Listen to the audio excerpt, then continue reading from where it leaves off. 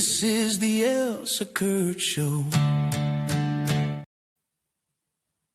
Oh, hey, hi, my friend. How are you today? You.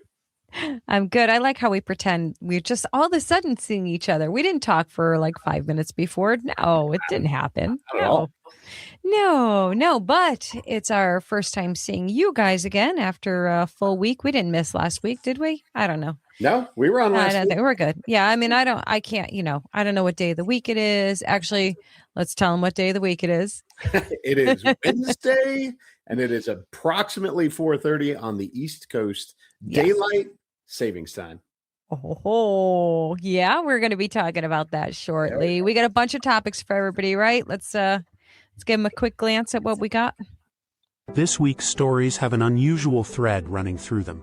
Whether it's the passing of a longtime senator, another flare-up with Iran, or violence surrounding immigration enforcement, there's a temptation for all of us to immediately sort everything into political teams. Maybe this week is a good reminder that behind every headline are real people. We can hold strong convictions without losing our humanity. Can you tell, Clay? I'm kind of I'm tired. I say this probably at least once a month. I just, it's like the entire internet has completely, obviously it's for a while now, completely forgotten how to react to things like a normal thinking human being. Like the internet, and when I say the internet, I mean people. They get in this ridiculous group think. And everybody just eggs each other on. And, of course, the perfect example of this, I think, is our first topic. Senator Lindsey Graham died unexpectedly. And the internet does what the internet does, which, you have that crazy faction, which starts right away with that's suspicious. That's weird. Like, listen, I don't mean to be callous, and I know that people are living longer than ever these days. But the man was 71 years old. He's not a spring chicken, not the best of health, not the worst of health, appearance-wise, visually, you would say. I mean, he's probably average, and for an American, the average is there's probably heart disease lurking around in there somewhere, because that is, very American of us to have. I don't know about you, Clay, but my first thought was not, okay, 71-year-old high profile political figure has passed away suddenly. I listen, maybe I'm the weirdo. I didn't right away go, I bet somebody took him out. My first thought was, oh, the guy just got back from Ukraine, right? Travels, like most of them do, travels extensively quite a bit. I travel quite a bit. I'm always thinking of things like blood clots, because that is a thing with frequent travel. That was my first thought. I just want to go on the record saying I wasn't horrendously far off. It was obviously a heart issue. Preliminary medical examiners finding indicated he died from aortic dissection related to long-standing, you're ready for this one, you thought I massacred that name, cardiovascular disease. Let's just go with that, okay? Somebody else do the big words for me. Reports indicate that he experienced chest pain shortly before the emergency responders were called, and obviously, despite that, he did not survive. Of course, there's a lot of aftermath stuff, but I'd like to hear some of your thoughts on it. So I'll just shut up for a minute.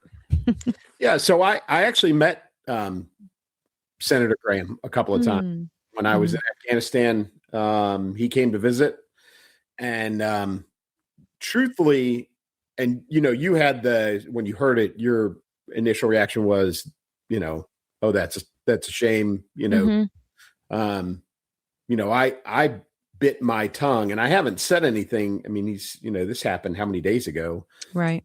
I haven't said anything as of yet, but so, everybody has great respect for Senator Graham. He served the nation for a very long time as a senator, but also as a Air Force and Air Force Reserve, and I think even Air National Guard officer as a JAG attorney. And so he's put a lot of time in, and a number of years ago, right after Kobe Bryant passed away, I foolhardily made a comment very soon after he passed away, which was Mhm.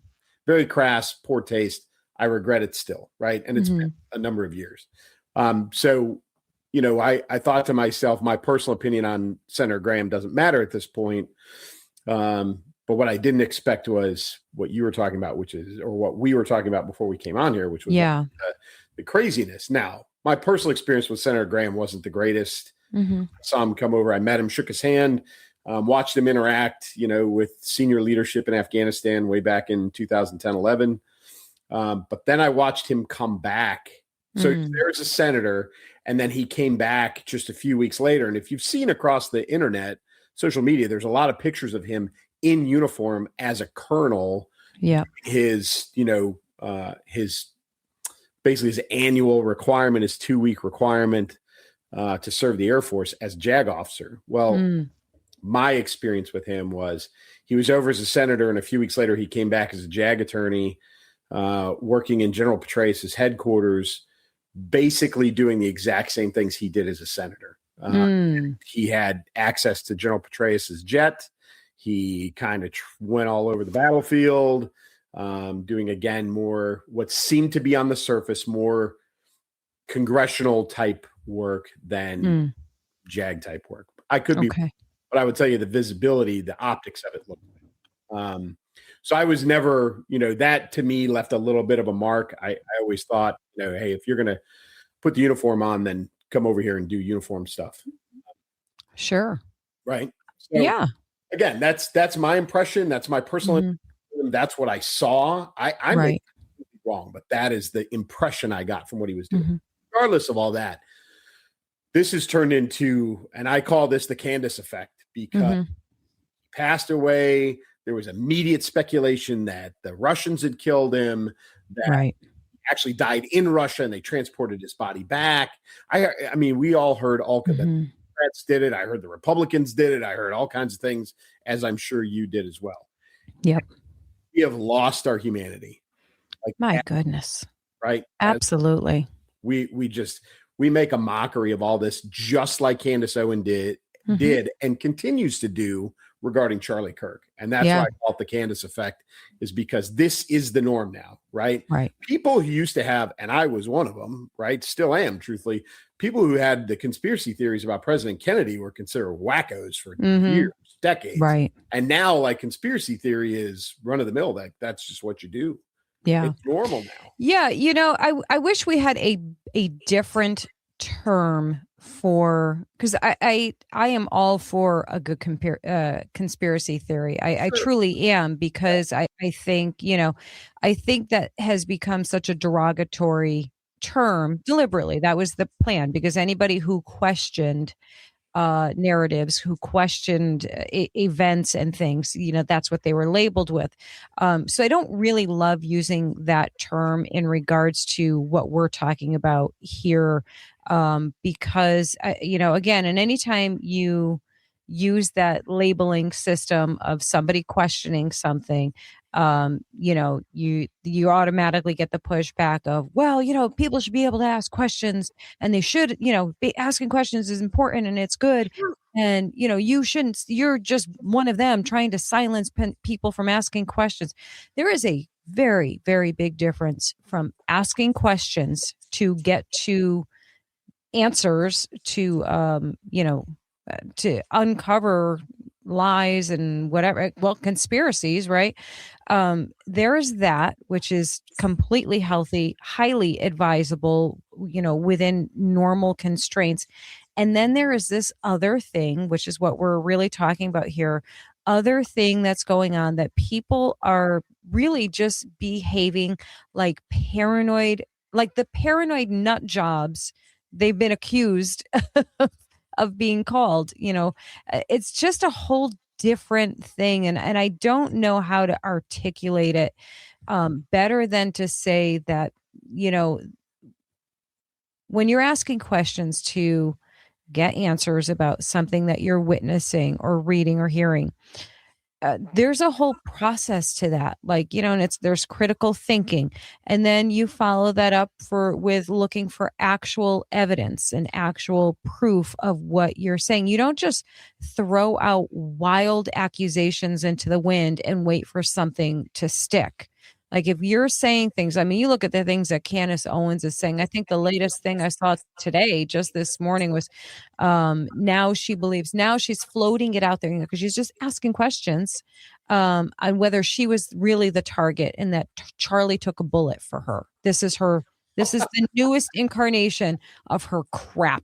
And I'm not sorry. I was going to say I'm sorry, but I'm not even remotely sorry. This is her new angle. They're coming after her. And they took Charlie out instead, because it is always all about Candace. She is that important. Give me a break. But people like her, like you said, the Candace effect, she gets these people foaming at the mouth and riled up, and then she wraps it up with a tidy bow of, I'm just asking questions. Can't we ask questions? And that's the line that everybody keeps spewing. Well, it's good to ask questions. Yes, it is. It's not good to be a lunatic and a moron and just, oh my. And this is where I get exhausted from it all, because it's just ridiculous. Like, and I'm not even saying, listen, maybe it is, maybe 20 years from now, 30 years from now, it's going to come out that Lindsey Graham was taken out.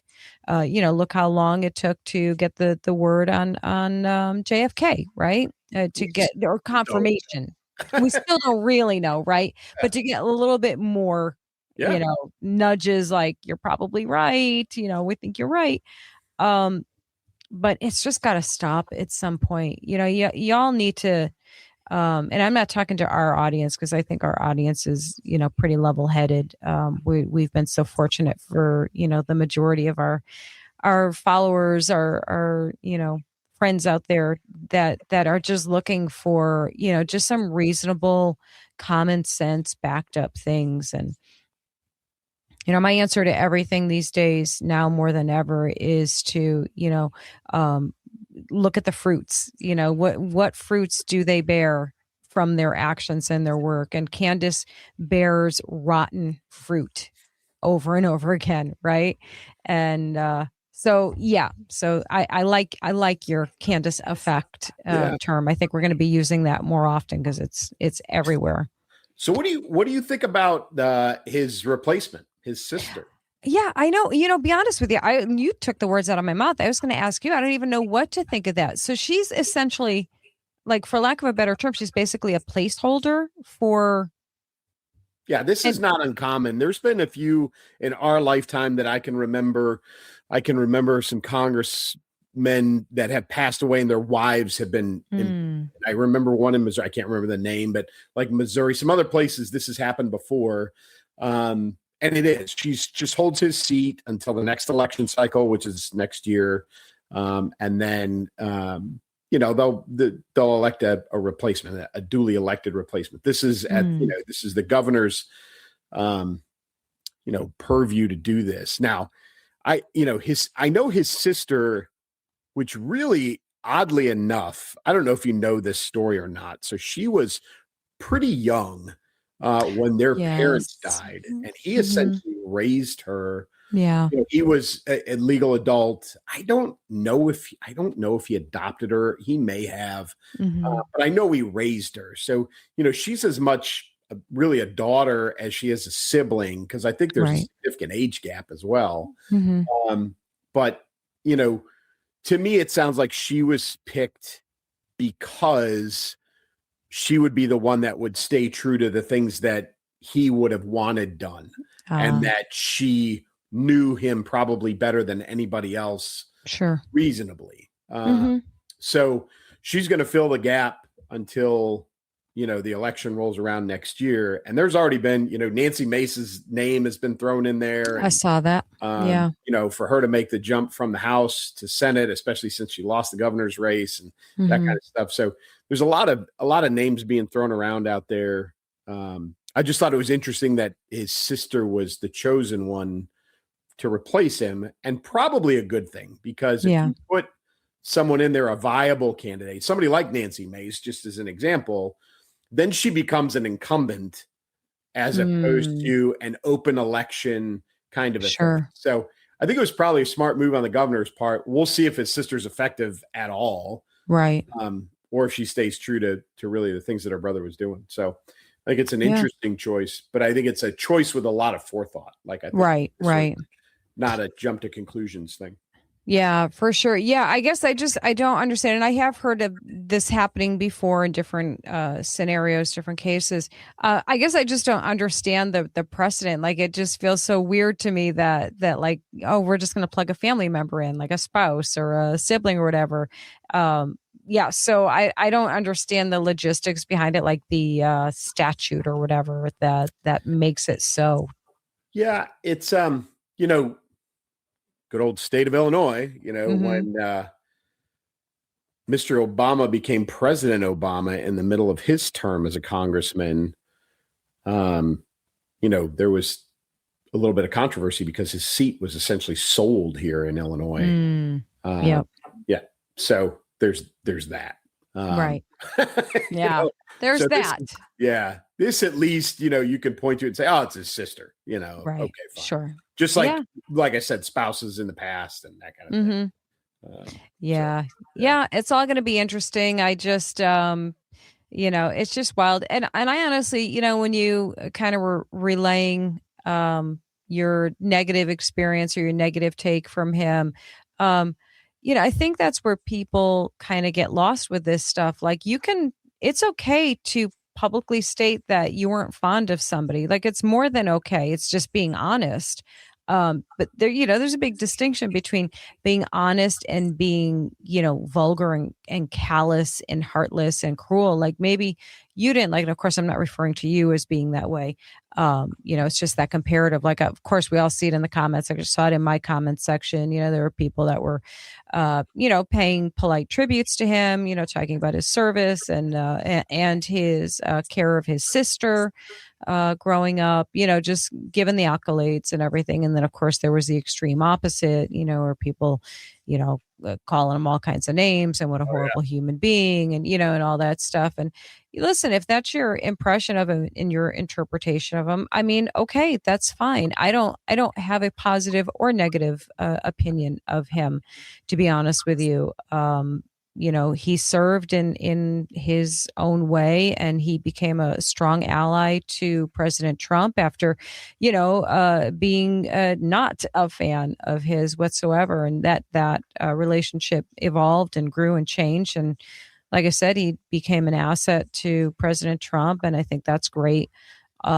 But, my goodness, if we could just act like, again, I go back to that right from the beginning. If you could just act like a human being and realize that maybe you don't like him, which, by the way, y'all who, at least Clay had an experience with him, had a face-to-face experience with him and based his opinion off of that experience, not what he sees on the internet and, what other people say. It was an actual experience, and I think that's one of the things that we're lacking so tremendously in that we're basing all of our thoughts and opinions on, what other people on the internet are saying. And it's like, oh, please just think for yourselves. Let's try that. And I'm guilty of it too. By the way, that's a lecture for myself as well. I'm just as quick to make a judgment. I think one of the things I do remember a little while back, there was a picture of him in Disney, sitting by himself in one of the Disney restaurants. I think it was like the Continent, not that it matters, and it just happened to be a picture of him sitting by himself, Disney. There was probably like a character in the foreground or background or something. And he was mocked and criticized mercilessly for that. Like, look at this guy by himself in Disney, like a weirdo. And but it actually turned out he took all his nieces and nephews and family there, and it just happened to be a moment where he was sitting by himself just chilling, so like that's the internet doing the evil part of what the internet does, and just making up a story to make, to just encourage people to hate on somebody just because, so just a little side note, just a little reminder. And listen, if you're a grown man and you go to Disney for more than a couple of hours and you don't need a little bit of time to yourself, then right, you're enjoying it maybe just a little too much. Too much. Yeah. Yeah. And listen, I'm the first one to say, and all you Disney lovers are going to be so mad at I me. don't care. I know, but I got to say it. Adults going to Disney by themselves without their kids. It's just weird to me. Listen, if you enjoy it, good on you. That's great. To me, myself, I think it's so freaking weird. You're a grown adult in all the places you can go in the world. Again, you do you. I'll do me. I just think it's weird. Yeah. Go sit in Orlando Airport and watch the adults that come through there still with all of their Disney stuff on. I can't. It's a little weird. It's so weird. It's so weird. We're going to hear about it. That's okay. It's all good. Everybody do what they want to do. Yeah. I'm not judging you. All right, let's move on to the topic. Y'all know we gotta talk about it because why, Clay? Still on the news, right? Never ends. It never ends. I guess it's actually getting worse, right? It is. So we talked about it last week. They violated the ceasefire, and I was a guest on a different podcast this past week where we talked about this, and traitor. Just kidding. I was a guest. I was guest host. But we talked about this, and it was a guy that I served kind of adjacent to, and he's he works in this realm all the time, so he's very, very up on all these things, and we both came to the same conclusion: is that this is the same thing that I said and have been saying all along. One, you can't trust them. Two, any negotiation is disingenuous because they're not going to abide by it. And they just proved it yet again, right? And so they fired on commercial ships. Yeah. And President Trump said, enough's enough. And he said, I'm not dealing with this anymore. I'm not dealing with you anymore. And for the last, I think we're on maybe night 5 now, 4 or 5, I think 5 of very, very targeted, things that I would have thought would have been a little higher on the target list before now, but like coastal defense stuff, drone launching points, helipads, coastal defense, anything and everything that can reach into the strait. After the Iranians fired on commercial vessels, unarmed, defenseless commercial vessels. And so they let them have it, and they're going to continue to let them have it. And so, the president's done with it. The point is to get the strait open and keep it open. And so I continue to go back to the same point, which is if we're looking for effective regime change to, install a regime that's friendly to the United States, it's going to take boots on the ground. It just is. Yeah. And so this is where we're at. And it's just terrible. So I have a kind of like a statement and then a question. First and foremost, and I know I'm repeating myself here. Most Americans don't wake up saying, gee, I hope we get into another war. I mean, that's a given. That's the obvious. We don't. But we also don't want terrorists or hostile, regimes figuring out America has become afraid to defend itself. So, it kind of the hands are tied here. I mean, what has to be done has to be done. For all the reasons we've been talking about for weeks and weeks now. Now, my question to you, I'm just kind of curious, like what you think so we know Trump is no fool. He's not an idiot. He's paying attention to everything that's going on. He's been paying attention to this part of the world long before he was president. And of course, even more so now that he is. Do you think he knew that this was the route that it would go? Like, because we look at it and think, and listen, you obviously have military experience. I certainly do not, but I looked at this whole thing from the beginning and thought this is the inevitable place we're going to get to, because these people, exactly like you said, they are not people who want peace. They don't listen to anything other than brute force to violence, because that is their language. That's their love language.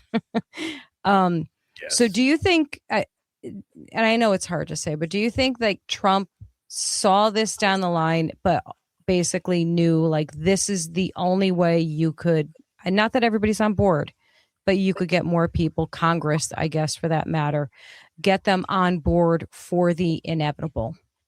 Or am I just putting like way too much into it?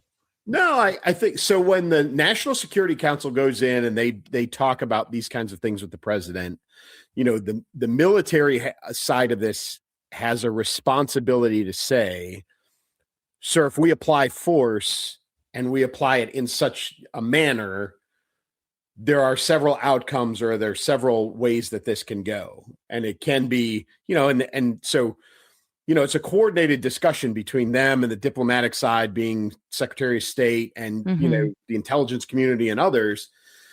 And so they will lay out all of the likely, not every outcome, but the likely outcomes, right? And of course, this would be one of the likely outcomes. And so I'm sure they briefed him on it. Right.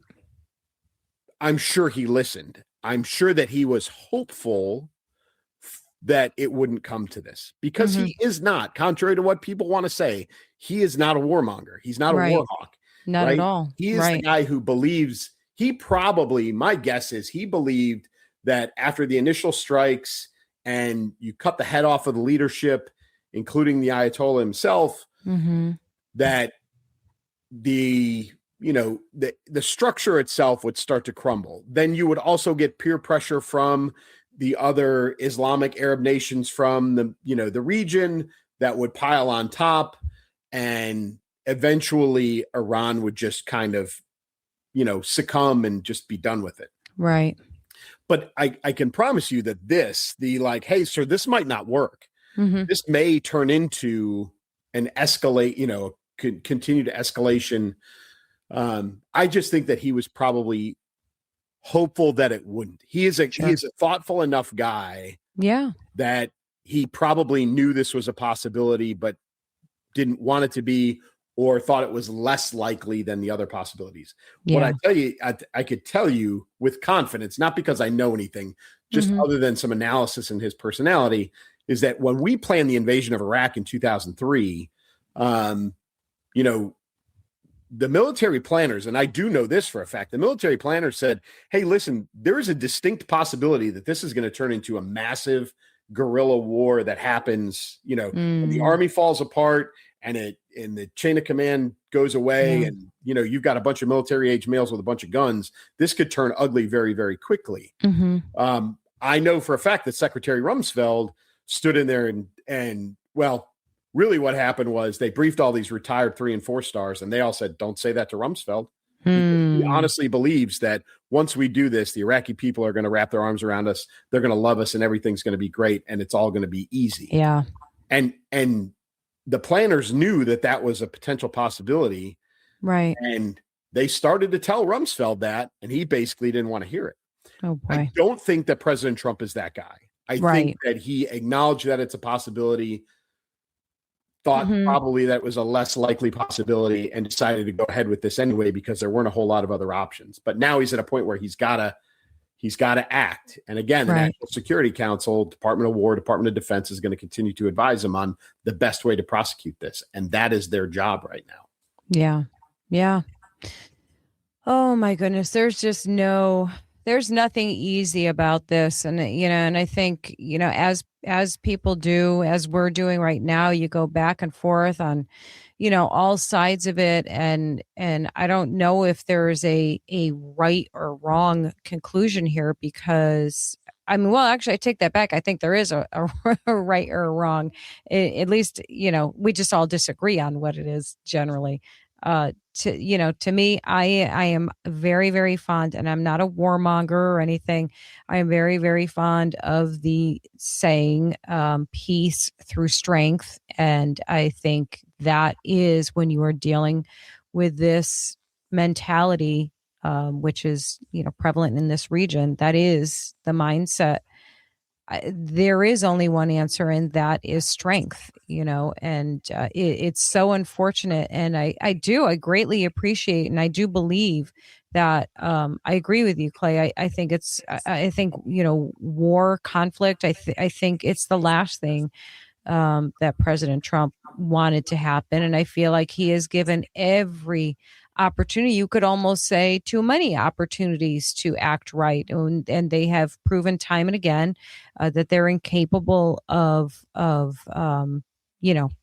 wanting to participate in peace. It's not their love language. No, it is not. Not their love language at all, guys. So to state the obvious, to close out that topic as we have for many, many weeks, we will keep watching it. We will probably be talking about it next week as well. But we will move on to the next one. Here we go again, right? Here we go again. Another ICE shooting has happened. Federal immigration agents were involved in a fatal shooting in Bidford, Maine during an enforcement operation. Early statements indicate ICE officers were conducting surveillance related to a person with a final removal order when an encounter escalated. According to the Department of Homeland Security, the individual who was shot allegedly attempted to use a vehicle against officers, prompting an agent to fire. The investigation is ongoing, of course, as it will be for a while, and additional video evidence has begun to emerge. So here we go again, but this one's a little different. Clay, explain what makes this one a little different. Yeah, the way I understand it, what I read was that the ICE agents went to or were surveilling a house where they had a last known address for an illegal immigrant. And whether they were knocking to serve a warrant or what, but there was contact between them and the gentleman who lived in the house. Now, that gentleman was a legal immigrant working with a green card, etc. Mm-hmm. Now, they didn't get a chance to differentiate the legal immigrant from the illegal immigrant because upon contact, he ran, he fled, he didn't. Again, this is my understanding at this stage of the investigation, is that he didn't present them with papers or green card or his passport or any of the rest of that stuff. Whatever contact they had with them, he booked, he took off, and he got to his vehicle and he tried to run. And in the process of doing that, he tried to ram the ICE agents with his vehicle, and they shot him. They shot and killed him, self-defense. Yeah. Now, again, after that, they identified him as a man living in the same residence, as a man who is an immigrant, although in this case legal, and not the guy that they were looking for. But they didn't have, again, this is all preliminary, but they didn't even have the opportunity to differentiate, to investigate, to have a conversation with. The guy who was legal just took off, and then he tried to turn it into, I'm gonna ram my way to freedom, and he put the lives of the agents in danger, and they defended themselves. So whether it's panic on his part or whatever, but it's bad decisions by him. I'm not saying bad decisions by the ICE agents at all. No, they didn't even get a chance to make a decision, right? Right. And so he put them in peril, and they defended themselves. Yeah. And so there was a very brief halt on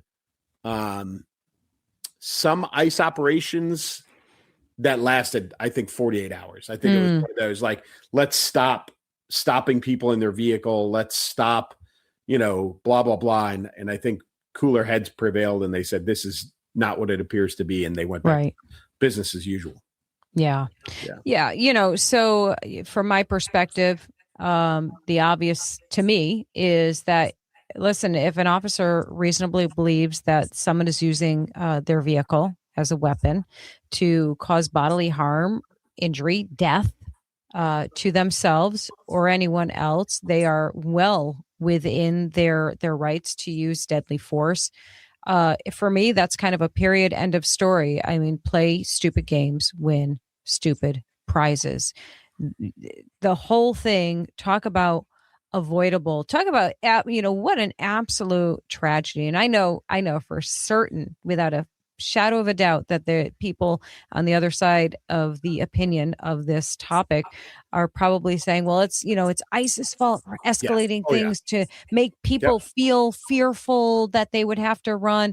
And, I'm sorry, but that is absurd. that is a big fat nope, because all you have to do is show your proof of who you are. And yes, I know exactly what that sounds like when you tell somebody to show their papers. I know exactly what that sounds like. But, this is a case where, you're looking for people that are here illegally. This person was, a felon. Was he a felon? I don't know if he's a felon. I mean, he's definitely illegal, so he's definitely breaking the law. I don't know. Is that considered a felony? It probably is. Regardless, they're looking for somebody. You're not the guy, so calm down. Just relax, be calm, explain yourself, show your ID, show your proof, live your life like everything's okay. So if you're not doing anything wrong, you shouldn't be running. That is, kind of the indicator of a problem here. Just such an unavoidable, awful incident. And, and by the way, don't try and run officers over with your car. Silly idea, silly notion to, think that would be a bad idea. I think if anybody escalates anything, it's the media and the left, that have perpetuated this perception of ICE agents, as being these, callous monsters of doom that are just, scooping up anyone and everyone and locking them away. And it's not, give me a break. Use a little bit of common sense. If you try that, you'll know that that's just not the case. But if you already hate ICE, you're going to automatically assume that the agents were wrong, right? I mean, there's no, Yep. You could sit here and have all the conversations, right? But it doesn't change the fact. If you already hate ICE, you already believe that they're in the wrong. If you appreciate ICE and their efforts and the law of the land, and believe in secure borders and believe in doing things correctly, you don't think that this was wrong or unjust or unfair. So, all you can do, and if you're going to be, to kind of stick with the theme here of encouraging rational thought and behavior, is look at the evidence, wait for the evidence, for it to come out. If they were in the wrong, I'll tell you right now, if they were in the wrong, I have no problem, condemning their actions and their behavior. But as of right now, in this minute, all of the evidence that we're seeing being made privy to says they were well within their right duty, really, to do what they did. And, unless I hear otherwise, that's for me, that's that, right?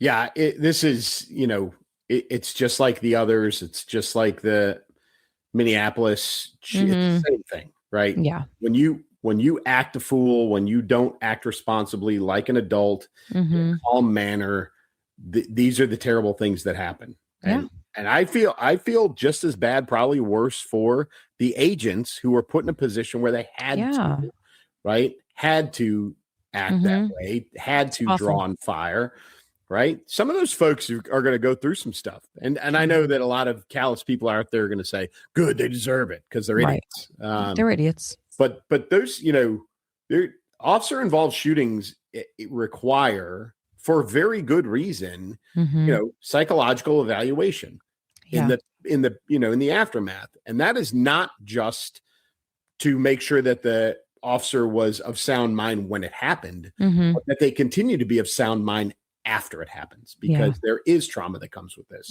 So, everybody just wants to point fingers and they want to say horrible things and they have zero compassion. They want all their compassion on one side. Right. And it's a very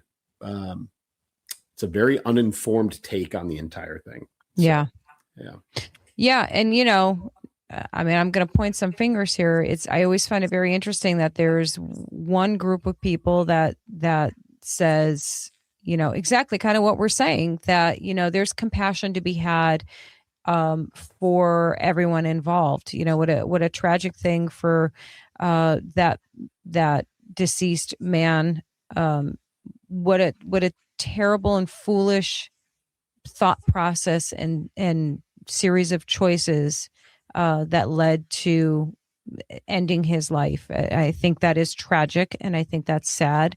And I'm sorry for his loved ones for that loss. It's awful, and I am sorry and sad for those ICE agents who, who have the aftermath of this and the burden of that responsibility. It is a awful and overwhelming burden of responsibility to have. And as a gun owner, as a legal gun owner, I think about that often when I carry, like, the burden of responsibility is huge. So, and when you do that for a living and you're in those situations on a regular enough basis where you have to make those decisions, don't envy that at all. It's just a general compassion that you have for human experience, right? And there's, like you said, that group of people, that other side, that only have compassion for whomever falls in line with their narrative or their system of beliefs. And we just, y'all, these people just need to do better, be better humans, for heck's sake, right? Yep, for sure.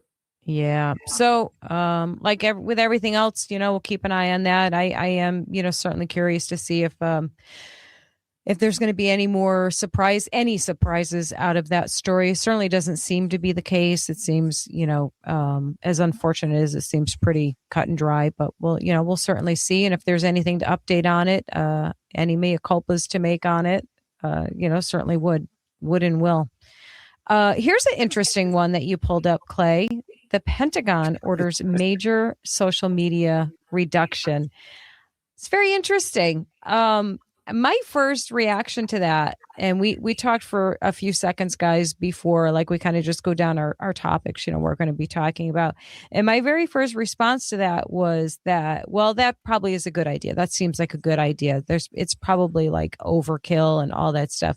But you have a little bit of a both sides to see on that topic. So tell me what you're thinking, please. So I served through the life cycle of this and the growth of social media. And so, like, I go back to my very first deployment in 2002.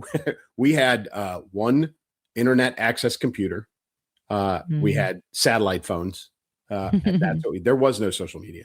Didn't exist. Yeah, that's right. Right. So we didn't have to worry. Like, we were still writing, like, letters were still the primary means of communication. And so, and folks, that was 25 years ago. Okay. It's not that long ago. No. Now, probably the peak of it, my last 3 deployments were probably in, so 2009, 2010, 11, 2012, 13, right? That's when Facebook specifically was big. Twitter was growing, but Facebook was huge. And by the time my last deployment, 12, 13, units were not only, and when I say units, folks, I'm talking down to like a captain, right? A 150 person organization would have their own Facebook pages. The unit were like, the level I was serving at as lieutenant colonel, commander of about, between 500 and 750 people. We were all mandated to have our own Facebook pages because it was a way it was transparency. It was a way to disseminate information to family members while you were deployed, or if you were in the United States or at your home station, you could, brag about your unit. You could post pictures and you could, show the activities and training and all of these other things. And for, like, not just the spouses and families who are there, but, like, think of a 19-year-old kid, an 18-year-old kid who's in his first Army unit. He's far away from home, but mom and dad back home can follow that Facebook page and they can see what Junior's doing, right? They can see that he or she is out training, or that they're out doing whatever, right? They can see what's going on. But of course, like everything else in social media, it's gotten out of hand. So now what you've got are a lot of folks who are social media influencers in uniform, often, right? Right. I've seen tons of them. Yeah. There's lots of them. Some of them conduct themselves very professionally, and they do it on behalf of and to the benefit of the military. Others do not.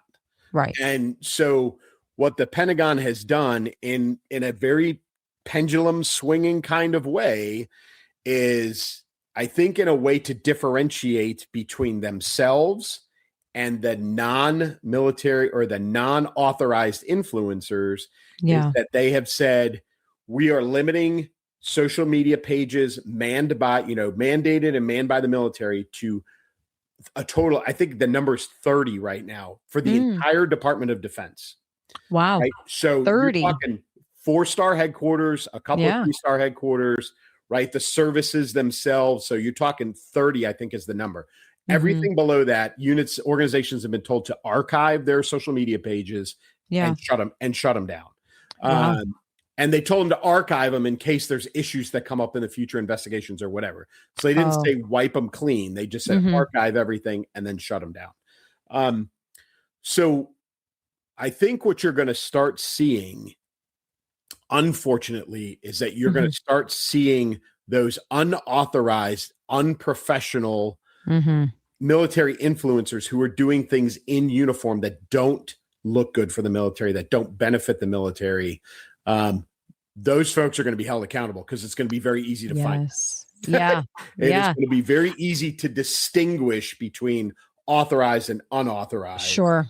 And they're going to start cleaning all this stuff up. I'm assuming that's obviously what spurned this whole thing, like just way too many, right? I mean, it's logical because I've seen that. I've seen, all of the extremes. I've seen some very, very interesting, very, very high numbers profiles who seem to be giving really interesting insights and information to things that they're allowed to, obviously. And then, of course, I've certainly seen the ones that are, badly representing themselves and the military branch that they represent. So unfortunately, it's always the bad apples that spoil the bunch, right? And that seems to be the case. So this does seem like the only logical conclusion. And then plus two, I know Hegseth wants a very specific look and feel and attitude and vibe to the military, to all the branches, and that outside facing view. And if you have if you have a soldier and someone doing a TikTok dance in uniform, you know what I mean, or doing some kind of challenge in uniform, it doesn't quite fit this image that they want to present. And and I know I've seen a little bit of pushback on it as like the argument was like, well, if you knock out all these smaller accounts or whatever, or these influencer accounts, they are the ones that are getting people interested in joining the military in the first place. And if you get rid of them, and enrollment was really good for many, many years, long before any social media existed, right? I mean, they had obviously advertising campaigns to encourage enrollment, but I don't know. I don't know. I can tell you too that it becomes a full-time job for somebody, right? Yeah. And it's not like a unit at those levels have full-time social media managers, right? And so what you're doing is you're taking somebody out of the force, out of the fight, for lack of a better term, to manage this stuff. Yeah. And then now you've also got approval authorities, like who can approve what at what level, and how much time does that take, and how often does that become an issue, and are they posting too much, are they not posting enough, and like this unit looks this way but this unit looks this way. And so unless they turn it into an absolutely uniform standardized thing across every level, in every organization across the military, it becomes a mess. And so the hard part is that, the president uses social media, right? Yeah. Right. All the time. Yes. And so good, bad, or indifferent. Right. Good, bad, or indifferent. And now you've got a military that's saying social media, unobstructed, uncoordinated, and unregulated is bad. And so we're going to cut it down to a generation of folks who live on social media. Yeah. So they've got to come up with a replacement, because you're right. Like, yes, enlistment rates and people being in the military for generations upon generations existed and had no issues before social media. However, the 18 and 19-year-olds right now who we want to enlist live on social media. So they've got to figure out a way to replace that. But I think this is a cleanup effort to get rid of the trash. Sure. Yeah. I think it has to be. I think, it's unfortunate that it has to be done because, again, there are quite a few accounts out there that represent very well and probably very much do encourage, enlistments and everything. I think I said enrollment before. I meant to say enlistment.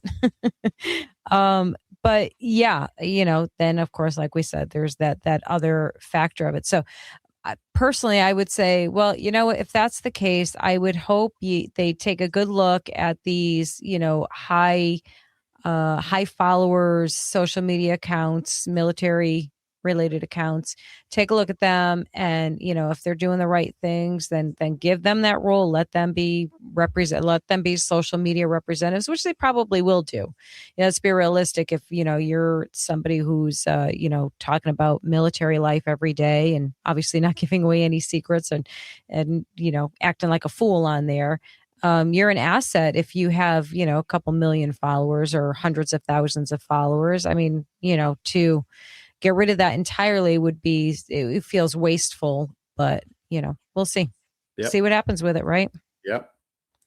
I don't know, but it was curious. Here's something.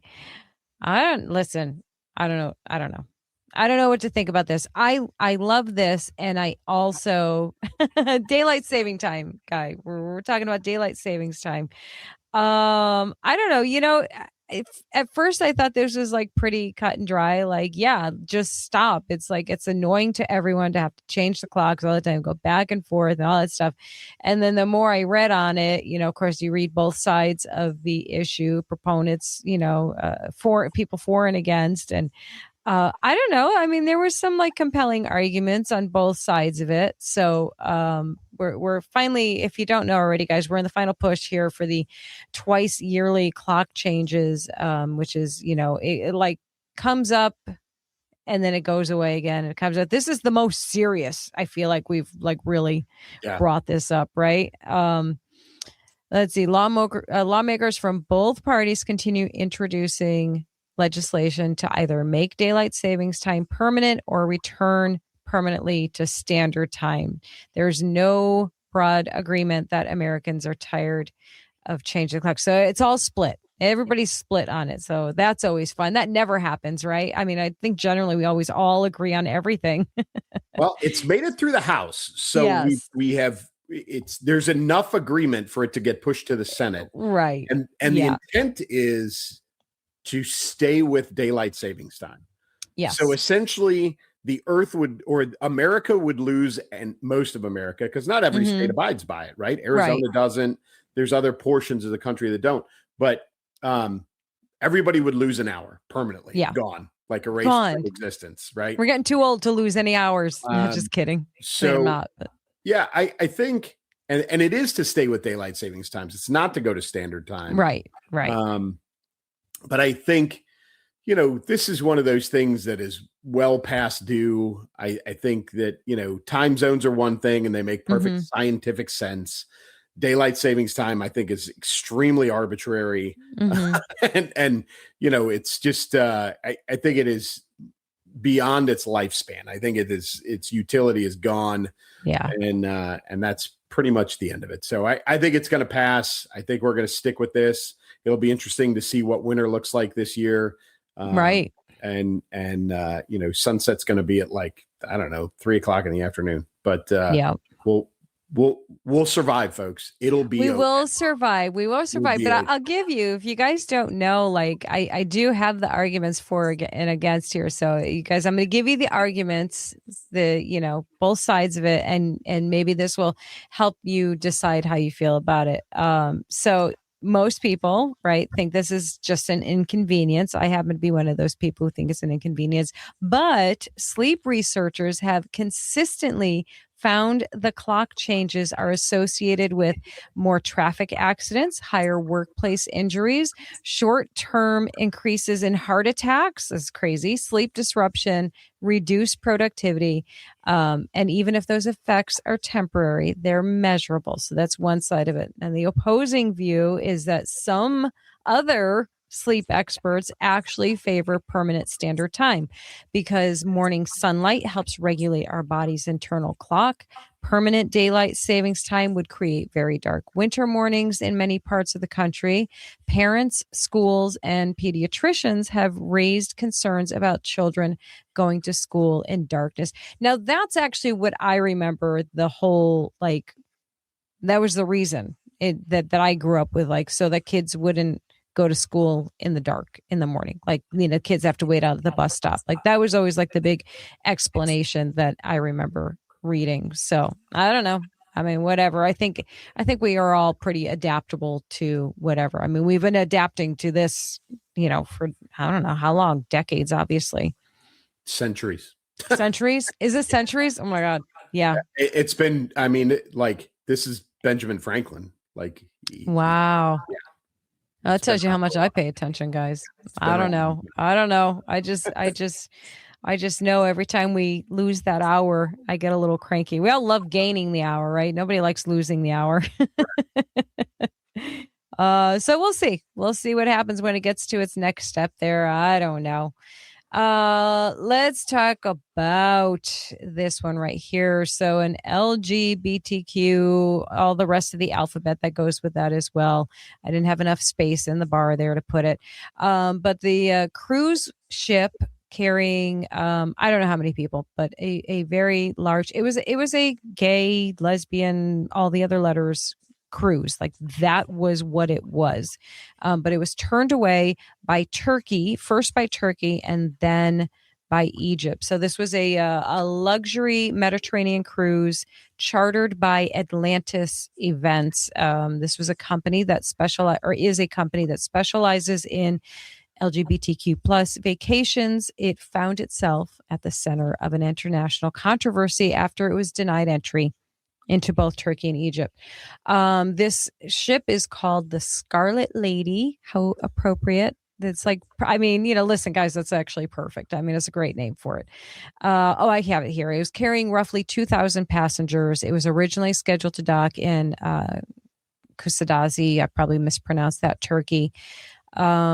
The authorities canceled the stop after issuing a public statement saying that the cruise was organized by groups whose behavior does not align with the structure of our society and our moral values. And of course, that sent everyone on that side of things into a tizzy. They believed that was an outrage. It was, humanitarian crisis. It is awful. It is, all of the things. And listen, you can't expect other countries to abide by our loose standards. Like, their rules are their rules. That is part of their rules, their system, their morality, what they feel, all of those things. So it's like, the people who organized this didn't already know this. Shame on them. It's not, honestly, it's not shame on Turkey. It's not shame on Egypt. It's shame on the people who organized this for not knowing that they would, there was a possibility that they would not be welcome there because the lifestyle does not fit with their societal beliefs. I mean, is it sad for them? Yeah, honestly, it actually is. It had to be an awful feeling, right? As a human being, being told like, you are not welcome here because we think you're icky. Basically, is kind of the gist of it. Like, we don't like you. We don't like your kind. Yeah. So you can't come here. And I'm sure that is a absolutely horrible, awful feeling. And I don't wish that on anybody. But I mean, come on, guys. You don't get to just, you can pull that here. Everybody bows down to your commands and your wishes here in the United States. and is in fear of upsetting you and hurting your feelings. Other countries, not so much. Not so much. I don't know. Am I being too harsh, Clay? No, not at all. Okay. I think that the message that people need to take from this is one, we've all seen them, right? They're in memes, but they're real life people and they're real life protesters and, gays for Hamas and gays for Palestine and all these things. Those people do not accept that way of life. They don't. It is against their religion. They are hardline against it publicly. Yes. We all know that it happens privately, but it is against their religion publicly. Yes. And they have religious governments. So if you believe that those people, if again, like gays for Palestine, they don't want you. They don't respect you. They've been known to throw you off of rooftops. Okay. Yes. This is in the most peaceful way, a cruise ship full of gay people were not allowed to come in. Okay. Like that, take that to heart. Yeah. But at the same time, look at the United States. And if you think that this is a religious, oppressive, Judeo-Christian government, think again. This is not that. Yeah, it is. If you really believe that, that this is, all of it's a religious zealot based government in the United States, you're crazy. You are absolutely crazy. Because if it was, you would have those kinds of things happening, and you don't. Right. Okay. Yeah. So this is the most peaceful wake up call that any of these people, any of the protesters, any of the pro LGBTQ folks, that crowd, they need to take this to heart, and they need. And oh, by the way, another eye opener is that there is a dense gay population in Israel. Yeah. Right. They are very accepting in Israel of that. So you're on the wrong side of this one. You just are. And this is the best way that it can be displayed without anybody getting hurt. They got their feelings hurt, but nobody was physically hurt in the process of this. So, and they should be incredibly grateful, really, just for that alone, because had they been permitted to dock, this was as much as this was as much boat. Exactly. This was honestly, maybe that wasn't their intention, but it was as much for their safety. Oh, yeah. 100%. As it was, you know what I mean? Like, we know if we let you dock here, really bad things are going to happen to some of these people. For sure. You know, and we don't want that headache of having this, diplomatic, firestorm essentially from the fallout. So we're just going to simply say, sorry, can't dock here. Not going to happen. Yeah. So I'm with you, Clay. I hope this is at least for some people a little bit of a wake up call that all these, groups that you are waving these flags for, they hate you. They hate you. They wish death on you and serious harm, and they find you to be an abomination. So maybe think twice. Maybe just rethink that a little bit. Yeah. And you are right. They should be grateful that the worst that they got was their feelings hurt. Yes. So, and I hope that they understand that, which they probably do not. Probably do not. Now they probably think it's their cause to liberate the Turkish people from, such oppressive, is what they're going to do. It's coming, right? Let's move on. Clay, why you do these things to me? Well, pick one. We're already a little bit on the edge. So all right, we're going to make this quick because it's so gross. And we feel like we need to talk about this. Clay, go ahead. So for those of you that don't know, what is it? Cyclospora. Cyclospora outbreak from lettuce started in Michigan. That is the epicenter of this and has expanded, supposedly related to Taco Bell. There's a lot of jokes in there that people are putting out all over the place. Like, how do you tell the difference? How can you not? Taco Bell, right? Right. But we're in the 20 something states where this has become an issue. And folks, this has become, if I am correct, there has been fatalities associated with this. People have died from this. So right now, it's out there. Look it up, but it's they're calling it diarrhea lettuce. And so if I was you, I would stay. And this is the advice from a lot of people in I think the CDC, among others, yes, Food and Drug Administration are telling people to stay away from lettuce right now because it's pretty bad. Yeah. And it's growing. Again, I think we're in the 20 something states. I think we're in 26 or 27 states right now. Yeah.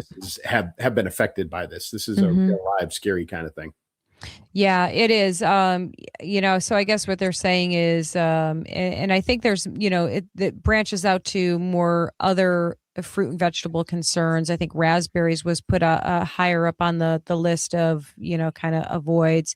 It does say, I have read that, like, for your vegetables, for example, if you are cooking them, you are most likely completely fine because the heat kills off the parasite. But your fresh fruits and your vegetables that you would normally eat raw, probably don't want to do that right now, or at least go on the list of ones that seem to be most affected. I foolishly thought I was so smart. I thought I was not. I got some fruits and vegetables and nothing bagged. But just fresh fruit and vegetables. And so I'm like, oh, I'm going to wash them really good. I have that special rinse that you do and all that stuff. And I was telling my daughter, my one with all the kids, and I called her, we were FaceTiming, and I said, oh yeah, I did all this and blah, blah, blah. So I'll be fine, whatever. She's like, Mom, yeah, no, washing it doesn't do anything. It has to be cooked. And I was like, oh, well, that's not cool. So yeah, I'm fine. I did not have anything contaminated yet, so I'm good. But no, I won't be tempting fate at all. So yeah, but you know what? I mean, this is one of those things that it really does, as much as we kind of laugh a little bit about it and joke about it a little bit, because how can you not? It's actually, obviously it's really serious. And when you really think about the impact of how fragile our system really is and how easily our food and our water and all of our systems can be contaminated. And I don't know, I think it's a nod to small farms buying farm fresh stuff, not that they're immune to having any issues, but yeah, buy local, grow your own fruit and vegetables whenever possible. I don't know, but it is disturbing. For a little while, go back to canned. It's okay. Yeah. Oh, I know. Ew. I hate canned more than anything. Yeah. But yes. Yeah. Even your frozen is not really safe either. Yep. But yeah, listen, we can do this. We're going to squeeze this in super fast. You got to get a chance to talk about your World Cup. Go ahead. And so folks, if you watch the first half of this and you watch me and you watch my eyes, I'm watching my phone because the second half, the end of the England-Argentina game just happened, and Argentina came back yet again in the last 15 minutes-ish and scored 2 goals to come back and win 2-1 against England. So we now have a final set for Sunday. So the third place game will be France-England, which is so appropriate that they're playing for third place. That's on Saturday, and then Sunday is Argentina-Spain. And so there's an opportunity for, my opinion, the greatest player of all time in Lionel Messi to play for one more World Cup title, his second, if he gets it on Sunday. So that's where we're at on the World Cup, folks. And so for those of you that don't like soccer, it's over on Sunday. For those of us that love soccer, it's over on Sunday. Yeah. But that's where we're at on the World Cup, folks. And that's why I seemed distracted, because it was 0-0 or 1-0 until the 85th minute. And then Argentina scored. And then 2 minutes into extra time, they scored again. And so they ended up winning 2-1. So that's why. Listen, I give you all the credit in the world for just keeping that calm, cool demeanor and not outwardly reacting to all of that. I don't know how you did that. That is incredible discipline and self-control. I did not even realize that you were doing that. So to be able to multitask like that, I don't even have that skill. Let's be real. I mean, I multitask all the time, but it doesn't mean I do it well. I don't do it that well, that's for sure. So good on you. You go ahead and close everybody out so that you can get back to your soccer. Well, it's done for the day. Oh, it's done but now. That was it. Yeah. It's done for the day. But yeah, folks, I'm still, so I have been doing my series Soccer All Summer, which I've been enjoying, and we'll probably continue to do that even after the World Cup is over with. But I do have a book signing this weekend for my first two books, Oswego, Illinois, Barnes & Noble. So if you're in the neighborhood, stop by. But other than that, we are not going to be here next week. I think Elsa and I decided. We both. Yeah, right? Yes. Neither of us are going to be available, so you will not have us next week. And so until we come back, as always for me, keep moving, keep shooting.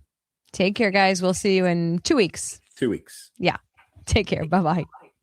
The headlines will change by tomorrow, but the patterns won't. Thanks for spending this time with us. We'll be back to keep asking the harder questions and telling the quieter truths. Until then, stay grounded, be discerning, and we'll see you next time.